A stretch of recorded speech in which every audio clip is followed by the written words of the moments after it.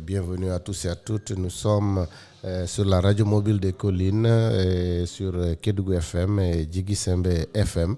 Donc, dans cette émission spéciale Scène Résilience, nous recevons Mamadou Sissoko, il est le maire de la commune de Sabodala, et M. Soumaye Diallo, il est formateur, expert en marketing territorial dans ce programme. Messieurs, bonjour. Bonjour, monsieur le maire. Bonjour. Monsieur le maire, est-ce que vous pouvez vous présenter? Donc, je m'appelle Mamadou Sissoko. Je suis le maire de Sabodala. Okay. Et je suis à mon deuxième mandat. Deuxième mandat, merci. Et à ma gauche, Monsieur Soumaye Diallo, comme vous l'avez dit, formateur en marketing territorial. Voilà, expert dans ce programme-là. Disons apprenti expert. Voilà. Monsieur le maire, aujourd'hui nous sommes chez vous dans le cadre du projet Scène Résilience de la Fondation Konrad Adenauer. La formation en tant que telle s'appelle Résilience des élus des collectivités territoriales de Kédougou. C'est pour favoriser la résilience des élus pour une meilleure prise en charge du développement local. Monsieur le maire, qu'est-ce que ça vous dit tout de suite? Bon, je voudrais en tout cas vous remercier d'abord de m'avoir invité à ce plateau. Et en tout cas, nous souhaitons également la bienvenue à Konrad Adenauer. Donc, c'est dire que nous sommes très contents aujourd'hui. Okay. Parce que la formation l'a tant attendue. Et vraiment, nous l'accueillons vraiment à bras ouverts. Merci. En tout cas, ça va soulager les populations, ça va soulager surtout les conseils qui sont tout le temps demandeurs. Okay. Donc, ils ont toujours dit qu'ils souhaitent être formés. Ouais. Et avoir vraiment les modules qui nous sont présentés. Et ça va vraiment aider, contribuer en tout cas au développement de Sabodala. C'est un plaisir. En tout cas, la Fondation Konrad Adenauer, via le projet Scène Résilience, va tenter au mieux qu'elle pourra de former l'ensemble des 22 collectivités territoriales de la région de Kédougou, c'est-à-dire les 19 communes et les 3 départements. Monsieur Soumaye, vous êtes expert dans ce programme. On va parler de marketing territorial. C'est un des modules très prisés dans cette formation. Pouvez-vous nous dire en quoi cela consiste? Alors, merci M. Camara. Donc, le marketing territorial, comme vous l'avez dit, c'est en fait une mise en œuvre visant à améliorer les conditions de vente d'un territoire. Donc, dans un territoire, il y a des ressources. Et ces ressources, quand elles sont améliorées, elles vont constituer une offre de ce territoire. Et c'est en ce sens que le marketing territorial vient pour appuyer les populations, pour leur faire comprendre qu'il y a des richesses dans leur territoire, qu'il faut mettre en valeur ces richesses pour en faire une offre territoriale. Okay. Et cette offre territoriale cible en fait 3 clients, si on peut le parler ainsi en tant que dans le marketing. Le marketing, oui. Voilà, donc c'est d'abord les investisseurs. Donc, quand vous avez des potentialités dans votre territoire, quand vous avez des ressources que vous mettez en œuvre, que vous valorisez, quand l'investisseur se rend compte de ces ressources, mais il est attiré et il vient pour justement investir dans ce territoire. La deuxième cible, ce sont les touristes. Ouais. Donc, si nous prenons l'exemple de Dindefelo, qui a une cascade, Dimboli, pareil. Donc, si ces sites sont valorisés, ils sont vendus à l'extérieur, donc ça apporte, ça favorise le tourisme. Ouais. Et la troisième cible, c'est justement la population nouvelle, autrement dit les habitants nouveaux. Je peux être charmé par un territoire et je me dis que bon, pourquoi pas venir habiter dans ce territoire. Ouais. Voilà, donc en fait, c'est ça le marketing territorial.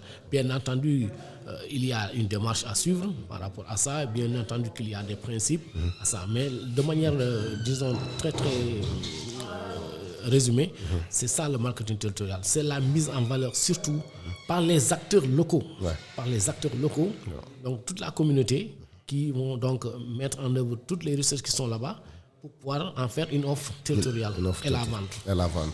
Monsieur le maire, Sabodala est déjà connu, sa potentialité elle est connue de tous.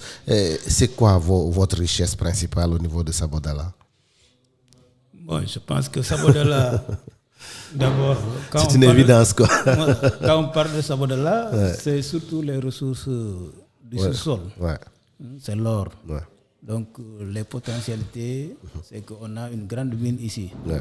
Donc, comme il l'a dit, le marketing territorial, il faut vendre le territoire. Et pour ce faire, il faut, en tout cas, un document même.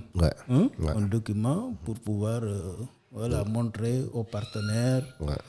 Parce qu'on ne peut pas convaincre le partenaire sans document. Sans document écrit. Donc, vraiment, le marketing territorial aussi, il nous faudrait vraiment, dans ce sens, un document qui puisse... très fiable, qui relate les informations relatives à... fiables. Voilà. À part ça, on sait que Sabodala, c'est une grande commune, c'est de l'or qui est là. Monsieur le maire, quelles sont les autres potentialités que vous avez à part l'or? Sabodala, certainement, ne se résumerait pas qu'à l'or. Il doit y avoir d'autres ressources. Non, il y a d'autres ressources qui devraient être exploitées ou bien explorées pour qu'on sache vraiment la quantité. Donc, on suppose qu'il y a même de l'uranium ici. Donc, d'autres forces de Sabodala, c'est que on fait de l'agriculture aussi. On ne dépend pas trop de la mine aussi, mais on fait de l'agriculture. Actuellement, c'est des périmètres maraîchers un peu partout dans chaque village. Donc, ces femmes, après récolte, vendent leurs produits et c'est des activités, en tout cas, rémunératrices d'argent. Ça rapporte beaucoup. Monsieur Diallo, si vous deviez aider Sabodala à identifier l'immensité, n'est-ce pas, de ses ressources, à part l'or, vous viseriez quoi? Alors là, ça va revenir justement, la formation que nous allons donner, c'est aux élus locaux qui vont se comporter comme de vrais managers. Et c'est à eux d'identifier, parce qu'ils habitent la zone. Donc ils sont censés connaître mieux que nous la zone. Ils sont censés mieux connaître que nous les ressources et les potentialités qui existent dans le territoire. Dès l'instant que c'est identifié, maintenant, nous pouvons venir en appoint par rapport à la valorisation de ces richesses. À la valorisation de ces mais richesses. Les richesses ne sont pas que naturelles. Il y a aussi d'autres richesses qu'on peut valoriser. Mais bien sûr. Parce que si nous prenons l'exemple de Touba, si on vous dit Touba, vous pensez à quoi? On pense automatiquement au Magal. Et ce Magal, il est dû à quoi? Il est dû au marabout. Au marabout. On fait religieux. Très bien. Donc, vous voyez, ce n'est pas uniquement la terre, ce n'est pas uniquement les ressources minières, mais ça peut être aussi une personne, ça peut être aussi un site, ça peut être quelque chose d'immatériel. Et en ce sens, donc, le conseiller doit donc toujours penser en tant que manager, comment faire pour justement identifier les potentialités, les ressources qui, une fois valorisées, pourront vraiment avoir une marque territoriale pour Sabodala. Voilà donc. Et rapporter quelque chose à la commune. Bien sûr. À la collectivité. Parce que c'est ça l'objectif. C'est le développement local et durable de la localité. C'est ça. Monsieur le maire, nous sommes à Sabodala. Vraiment, on veut mieux connaître Sabodala. Tout le monde dit Sabodala, Sabodala. D'abord, ça signifie quelque chose. Sabodala, est-ce que c'est en langue malinké? Qu'est-ce que c'est Sabodala? Bon, Sabodala, étymologiquement, Sabo, ça veut dire mystère. Mystère, ok. Sabodala, donc là où sort le mystère. Le mystère. Donc, et ça correspond parfaitement à ce que vous vivez. Parce que l'or, c'est un mystère. Voilà.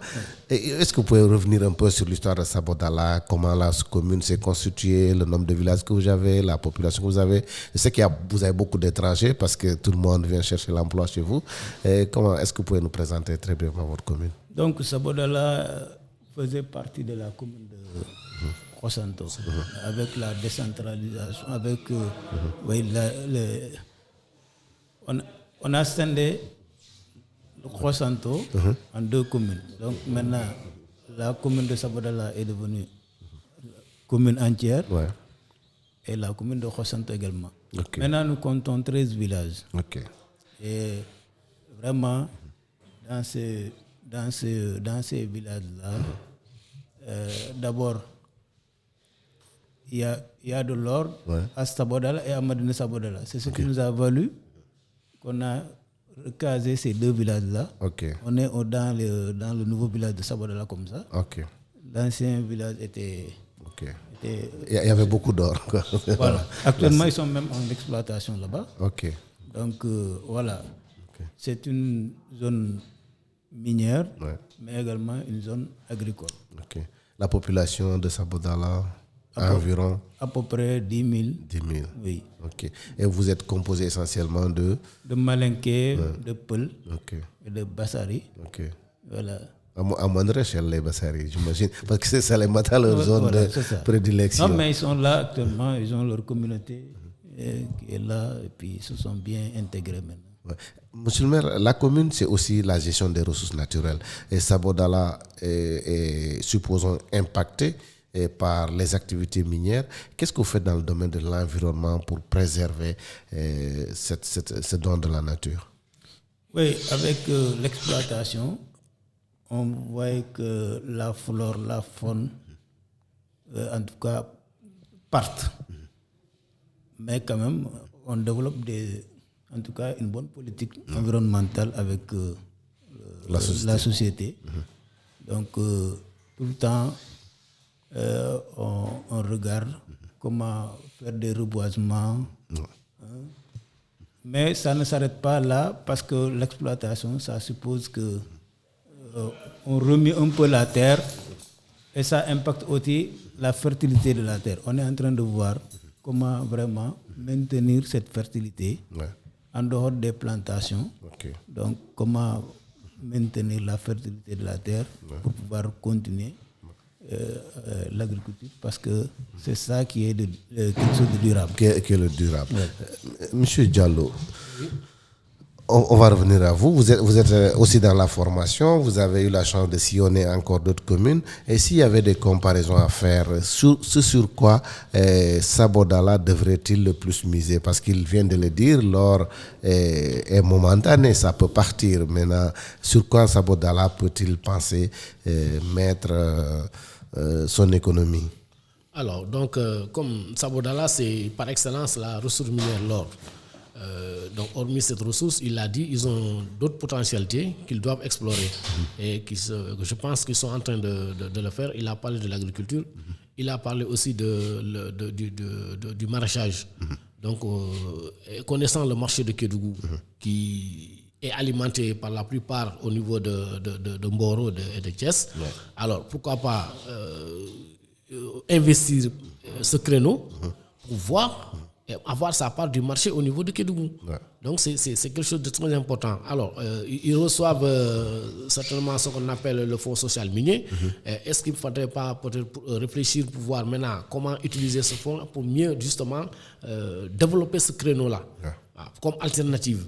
Donc c'est ça en fait, c'est ça. Comme je le disais, il faut qu'ils réfléchissent en chef d'entreprise, en manager, pour trouver les ficelles qui leur permettront plutôt, parce que ce n'est pas seulement au maire, c'est aussi les élus locaux, les conseillers, c'est toute la population. C'est toute la population. Parce que le marketing territorial, c'est une collectivité entière qui doit la réaliser, n'est-ce pas? Donc, entre autres, comme solution, donc par rapport non seulement à l'or, on le dit l'or, mais des fois les gens ne voient pas cet or-là. On ne voit pas l'impact réel par rapport à cela. Mais quand même, comme il y a des efforts qui sont faits par les sociétés minières en termes de fonds qui leur sont remis, ils doivent donc investir quelque part pour que voilà, dans le durable. Dans le durable, voilà, très bien. Voilà, dans le durable. Monsieur le maire, Sabodala draine certainement du monde, les gens viennent de partout. Et un des objectifs de cette résilience est de lutter contre l'extrémisme violent. Est-ce que vous n'avez pas de problème de cohésion sociale quand des gens viennent du Mali, du Burkina, de la Guinée, du Sénégal, du Ghana, d'un peu partout? On parle de plus de 37 nationalités. Est-ce que vous n'avez pas de problème de cohésion sociale entre ces différentes communautés qui vivent ensemble ici? Oui, ça ne va pas manquer. On a tout le temps des problèmes et nous les gérons, mais quand même, il y a beaucoup de problèmes. Et je pense qu'avec cette formation, on sera plus aguerri à prendre en charge toutes ces communautés qui nous envahissent. Et en tout cas, ça va nous aider à régler des problèmes. Donc c'est pourquoi nous accueillons vraiment des deux bras cette formation, parce que comme on le sait, ils sont nombreux ici et on ne peut même pas les canaliser. C'est ça. C'est ça le problème. Ça. Donc parfois aussi, on ne sait même pas. Voilà, c'est des gens qui commettent des forfaits et qui partent. On ne peut pas les poursuivre parce qu'on ne sait pas. Donc il faudrait aussi qu'on ait en tout cas une bonne orientation par rapport à la gestion de ces populations. Voilà. Donc vraiment, tout le temps on est confronté à ces problèmes. Donc c'est une zone très très sensible. Vous êtes non loin de la frontière, j'imagine. Est-ce que vous avez eu écho, n'est-ce pas, des gens, parce que nous sommes pas très loin du Mali. Donc, est-ce qu'il n'y a pas des mouvements suspects ou des choses qui peuvent vraiment porter à confusion et qui puissent attirer votre attention dans la zone? Bon, pour le moment, on n'a pas entendu de cas. Parfois, moi-même, je me déplace dans les villages, surtout les villages qui sont un peu lointains de la commune, chef-lieu de la commune. Parfois, ce sont ces gens-là, bon, si on ne les sensibilise pas, bon, certains malfaiteurs, c'est là-bas où ils se développent pour pouvoir atteindre la grande cible. Donc, on les sensibilise par rapport à ça et d'informer, surtout de collaborer avec la gendarmerie et de collaborer même avec la mairie pour éventuellement prévenir, voilà. De toute façon, cette résilience est aussi dans la prévention parce que dès demain, une autre activité va se dérouler avec les forces de défense et de sécurité qui seront dans la zone de Saraya à partir de demain, et très certainement. Monsieur Diallo, on va vous revenir toujours au marketing territorial. Sabodala, c'est quand même une belle ville, il faut le dire, malgré tout ce qu'on peut dire en matière d'atteinte au niveau de l'environnement. Il y a quand même une belle nature et bien des potentialités. Est-ce que vous pensez qu'il est facile pour une collectivité territoriale comme Sabodala, avec beaucoup de personnes qui vivent ici, de faire un plan local de développement qui puisse tenir compte de tout ça et aider la communauté à se tourner vers d'autres types de ressources à part les sociétés minières? Bien sûr, bon, par rapport justement au plan de développement local, donc je pense que c'est dans les compétences des mairies de pouvoir réaliser ces plans-là. Et peut-être même qu'ils en existent déjà. Et donc, un plan local de développement cible toutes les activités potentielles économiques et sociales au niveau de la commune. Maintenant, comme vous le dites, Sabodala, vous avez vu le nouveau village. Vraiment, c'est formidable. Alors, mais donc, pour les aider toujours dans justement cette valorisation des ressources, mais tout à l'heure, on a parlé des acteurs internes, autrement dit les maires, les conseillers, les adjoints au préfet, etc. Mais à côté aussi, il y a des acteurs externes que j'avais tantôt omis de vous dire. Ces acteurs internes, c'est quoi? Il y a des structures au niveau national qui sont là, qui œuvrent dans l'investissement. C'est notamment l'APIX, l'agence de promotion des investissements et des grands travaux de l'État. Il y a également la SAPCO et il y a la SPT. Donc, une fois que vous aurez, besoin de pouvoir réaliser donc, cette offre territoriale que vous avez avec vous, vous pouvez vous rapprocher de ces structures et elles pourront, en termes de conseillers, en termes de financement, peut-être vous aider par rapport à la réalisation de vos objectifs et pour le développement durable de la communauté. C'est ça. Bon, monsieur le maire, on va vous permettre après de parler à Malinké pour résumer tout ça. Vous m'excuserez de ne pouvoir dialoguer avec vous dans ce domaine-là. Mais quelles sont vos projections? Vous êtes là depuis 2 mandats maintenant. Est-ce que vous avez une vision du futur pour Sabodala? Quelle est votre perspective par rapport au développement local de Sabodala? Bon, nous y travaillons parce qu'on a de très belles ambitions pour la commune. Donc, moi, j'ai dit que je n'ai pas cherché le pouvoir pour des privilèges personnels. Donc, c'est pour vraiment satisfaire les populations. Donc, on a initié beaucoup de projets, notamment avec le courant. Donc, avec le partenaire qui a débroussé presque 1,3 milliard, la mairie a débloqué 100 millions. Donc, c'est pour permettre à nos 10 villages d'être électrifiés. Actuellement, l'électricité est dans les ménages. Ouais. Vous avez vu? Ouais, ça c'est. Donc, ce sont ces projets structurants qu'on est en train d'initier avec nos partenaires. Et on veut même initier des projets de pavage, parce que vous avez vu, il y a on veut maintenir en tout cas le cadre urbain. Ouais. On ne veut pas aussi, maintenant, on a de très belles villas, donc il faut maintenir le cadre urbain. Donc c'est pourquoi on est en train d'initier un projet de pavage avec la société. Un terrain de football digne de nom, avec tribune, vestiaire, tout. Donc voilà, ce sont ces genres de projets qu'on est en train de... Des grands projets pour Sabodala. Maintenant, on n'est plus dans le stade de construire des classes. C'est fini ici. Il n'y a plus de... Tous les villages ont des classes. Il n'y a plus d'abri provisoire. Donc maintenant, on se tourne vers les grands projets. Et on le fait avec le partenaire. Donc voilà, ce sont en tout cas... Vous avez parlé de l'électrification, c'est une chose importante, nécessaire même pour le développement des localités. Et quelles sont les difficultés que vous rencontrez? J'imagine qu'il y a des gens des Sissoko qui sont souvent hostiles à la modernité, qui vous disent non, ici on ne touche pas, pas si on ne touche pas. Est-ce que vous avez des contraintes sociales qui vous empêchent d'aller au rythme que vous voulez?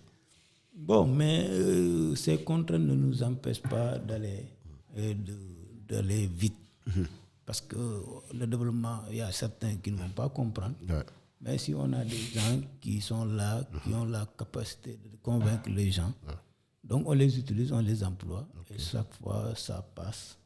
Donc vraiment, actuellement, les gens en tout cas... Petit à petit, mais vous allez y arriver. C'est ça. Donc nous allons arriver petit à petit. Et voilà, donc vraiment, c'est de grands projets qu'on est en train d'initier maintenant. Donc on n'est plus des détails encore. Voilà, vous êtes une grande commune. Voilà, c'est comme ça, il faut voir les choses en grand. Monsieur Diallo, peut-être que vous avez quelque chose à dire par rapport au futur de Sabodala? Bon, c'est en quelque sorte un mot de la fin, si je peux m'exprimer comme ça. Donc c'est qu'au sortir en tout cas de cette formation par rapport au marketing territorial, que d'abord que les conseillers à leur unanimité puissent s'approprier de ce concept et qu'il soit vulgarisé dans toute la commune, donc dans tous les villages de la commune bien entendu, et que après qu'il y ait quand même cette réflexion, cette continuité à pouvoir identifier, encore une fois, il faut identifier toutes les ressources nécessaires, toutes les ressources qui sont utiles. Et ensuite maintenant, en voir quelle est la ressource. Si elle est mise en œuvre, si elle est bien mise en œuvre, elle constitue une offre territoriale. Elle va constituer une marque en plus de Sabodala l'or. Ça, c'est déjà un slogan, on connaît. Mais en plus de ça, qu'est-ce que Sabodala peut encore offrir au reste au reste du monde, au reste de la région, au reste du Sénégal? Donc, j'invite vraiment la population qui à travers ses conseillers, de mieux s'approprier donc ce concept de marketing territorial, et qu'à la fin, qu'on puisse vraiment voir les débuts, n'est-ce pas, de la réalisation justement de ce marketing territorial. Voilà. Donc, en tout cas, ce n'est pas que le marketing territorial que les conseillers vont recevoir comme formation. Il y a le rôle et la responsabilité de l'élu local. Il y a c'est quoi la décentralisation, la déconcentration, et c'est la résolution non violente des conflits, la gouvernance sécuritaire. Donc, il y a énormément de choses sur lesquelles les populations vont se pencher, les élus notamment. Monsieur le maire, on ne peut pas vous lâcher sans vous demander vos relations avec Sabodala Goldmine, la société Sabodala, exploitation minière de Sabodala. Est-ce qu'elles sont bonnes, moins bonnes, tendues? Quelles sont vos relations exactes avec vous? Quand je dis vous, pas le maire, mais la commune de Sabodala et la société minière. Bon, il faut dire que nous avons cohabité avec cette société depuis presque plus de 15 ans maintenant. Donc, c'est dire que nos relations, c'est des relations normales. Donc, il n'y a pas trop de remous, parce que souvent, on discute et souvent, on tombe d'accord sur des principes, en tout cas, on a toujours des points de convergence. Ok. Donc, c'est des gens, certes, elle n'est pas là pour faire tout, Ouais. mais quand même, la société est en train de faire de son mieux. De son mieux. Pour aider les populations surtout. Ouais. Et voilà, donc les relations vraiment. Alhamdulillah, on peut dire. Voilà. En tout cas, vous serez formé aussi dans le cadre de la résolution non violente des conflits. S'il y a des problèmes, comment les aborder avec les différents acteurs spécialistes là dans ce domaine-là. Monsieur le maire, on va vous permettre de résumer ce que nous venons de dire un tout petit peu à Malinké et pour tous ceux-là qui nous écoutent dans votre collectivité, mais aussi dans la collectivité de Saraya en tant que département. Donc, Mbebe Rontona, Ntelemou Mamoudou Sissoko, maire de Sabodala. Donc, be partenaire de recevoir l'Indian, il a ta formation là, parce que commune pour Arataganya, formation n'est pas. Donc, il a ta formation là, et bien formation men fanan là, à point racial, point kilinte. Donc, formation fanan ça qu'elle non, nyandaka développer nyame asito taria woleto, parce que ni mogol à Londres. Donc, je suis content de vraiment formation ni bentel arranger le nez. Surtout, il a un point d'obédier wala mu parce que déjà moko khassia même benara malien benara burkinabé benara abebe jang. Donc ni wolu la sigo ameke no problème au mansto. Donc moko karanga formation maintenant donc on be gérer le mot donc wala rake telu vraiment be konton bete donc wala mo inata aluminium inyima sagila merci. Allez, merci beaucoup. Monsieur Diallo, vous avez un mot pour la fin ou? Bon, c'est juste une petite réflexion en venant avec la route que vous savez. Ouais. Bon, je me suis dit dans le véhicule, je ne sais pas si le code des collectivités territoriales peut-être le permet ou pas. En tout cas, c'est une réflexion que je voulais lancer. Et dire que dans les fonds que la commune reçoit, peut-être que ce n'est pas seulement ici, ils aident aussi dans le département de Saraya, dans son ensemble. Est-ce qu'ils ne pouvaient pas en prendre pour chaque année un montant, le mettre quelque part. Au bout de 5-6 ans, je me dis que ça pourrait peut-être constituer une manne financière suffisante pour prendre en charge la route. Puisque l'État jusqu'à présent tarde à faire. C'est vrai que j'ai entendu un programme par rapport à ça, mais je ne sais pas est-ce que ce sera réalisé ou pas. Mais puisque les collectivités reçoivent quelque chose de ces ressources sociétés minières, pourquoi pas ne pas voir comment, si justement la loi le permet, c'est ça, il faut être légaliste. Mais si la loi le permet, pourquoi ne pas en faire une épargne au bout de 2 ans, 3 ans, réaliser une bonne piste, même si c'est que par étape. Monsieur le maire, est-ce que c'est un objectif? Est-ce que c'est pas voulu, cette situation de sans route? Parce qu'on imagine que voilà, là où se trouve une société comme Sabodala, la route ne peut pas être pareille. Ou bien c'est quelque chose que vous voulez comme ça? En tout cas, cette route constitue maintenant un casse-tête pour les populations. Donc, on a posé tellement de doléances. Mais bon, ça tarde à être réalisé. Mais quand même, comme il l'a dit, la route n'est pas trop nos compétences. Et d'ailleurs, bon, c'est une route un peu nationale. Pour un maire, c'est les routes communautaires. Donc, si on a de l'argent, c'est pour faire nos routes communautaires, parce que il y a des villages aussi qui sont coupés du monde pendant l'hivernage. Donc, au lieu de prendre cette... on se limitera vraiment à nos communes. D'ailleurs, ça, ce n'est pas possible de cotiser, parce qu'on n'a pas les mêmes fonds. Donc, voilà. Une commune ne peut pas donner plus que l'autre commune. Donc, voilà. Ça ne peut pas. Mais quand même, on va continuer. Ça c'est faire un plaidoyer auprès de l'État, peut-être. Je crois qu'ensemble, on va le faire pour essayer vraiment de désenclaver cette commune, même si ils n'ont pas encore besoin de beaucoup plus de monde. Sinon, il y a trop de pression sur les ressources. En tout cas, c'était un plaisir pour moi de vous recevoir sur cette édition spéciale de Scène Résilience.